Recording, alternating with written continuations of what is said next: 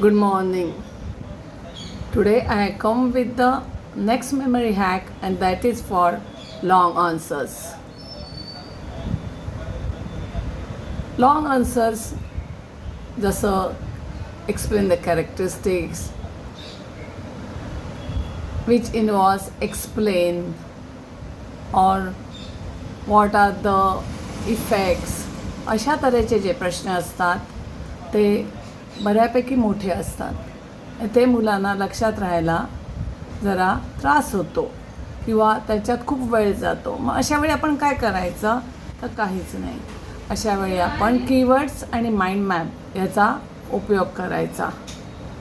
कारण ब्रेनला कंटाळवाण्या गोष्टी आवडत नाहीत.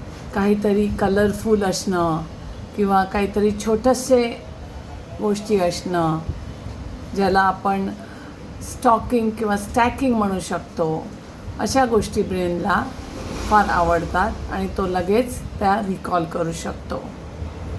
तर त्याच्यासाठी आपण उत्तरातले किंवा धड्यातले जे कीवर्ड्स मेन शब्द असतात त्याची एक लिस्ट करायची आणि आपला धडा वाचून झाला किंवा प्रश्नाची उत्तरं वाचून झाले की ते फक्त कीवर्ड्स डोळ्याखालून घालायचे. तसंच माइंड मॅप्स तयार करायचे. माइंड मॅपमुळे ब्रेनला लक्षात येतं की कशा तऱ्हेने त्यांनी उत्तरं लक्षात ठेवणं आवश्यक आहे.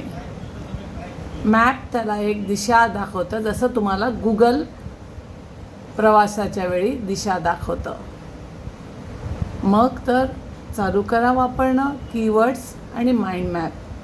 जर ह्याच्यात गोंधळ होत असेल तर जरूर मला कॉन्टॅक्ट करा दिलेल्या नंबरवर, किंवा तुमच्या मुलांची दिवाळीची सुट्टी झाल्यावरती एक फ्री वेबिनार घेणार आहे मी.